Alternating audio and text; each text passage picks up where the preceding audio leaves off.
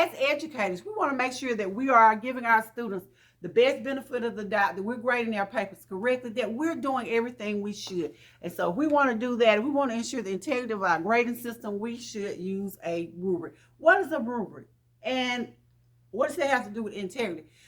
Well, let's talk about. Hi, I'm LaWanda Shields with 2 Cute Classrooms, and today I want to very quickly talk to you about what a rubric is and why you should use a rubric when grading your students' paper. A rubric is sort of like a checklist that you check off to ensure that your students have done everything that they should have done before an assignment can be considered complete or before they can get that high grade. Because let's be honest, even if we don't mean to, we do have certain students that we feel like should get a better grade than they do. Let's say, I'll give you an example. Let's say little Susie, one of my best students, turns in a paper. It's just not quite Susie's best. It's not Susie's normal work. So when I'm grading little Susie's paper, I'm giving little Susie the benefit of the doubt. I'm saying, now, this is not usually Susie's work. And so I'll say, well, I'm going to add a few points on. I'm going to do this. I'm going to do that.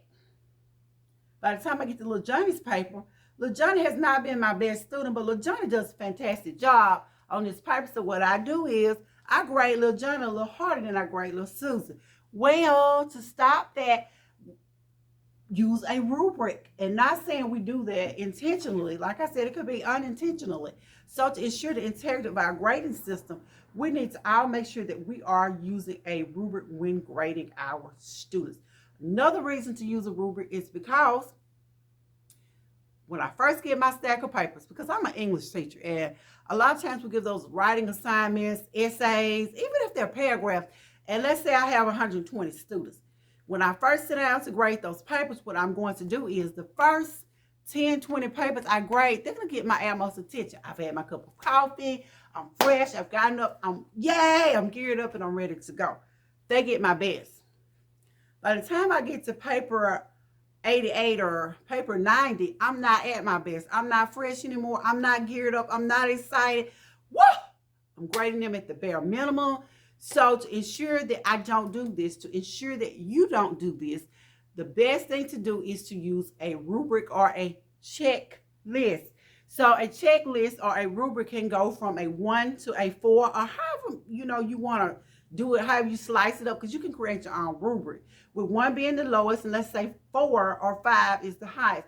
Whatever the biggest number is, that means they have all the components that you asked them for.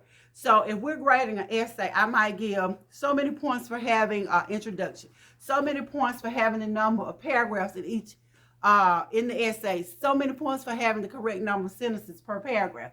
All of these are things, correct punctuation. Let me see something else. Maybe indentation.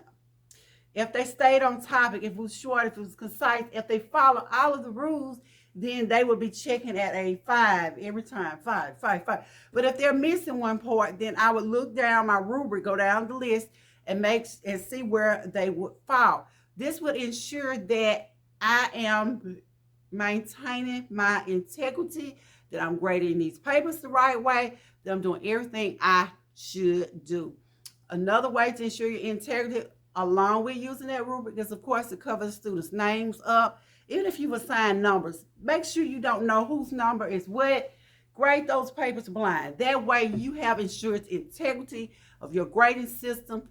So again, this is LaWanda Shields with 2 Cute Classrooms, talking about the way we maintain our integrity by using a rubric and a grading system. I'll see you guys in the next video. Also, before I go, be sure to like, subscribe, and give this video a thumbs up.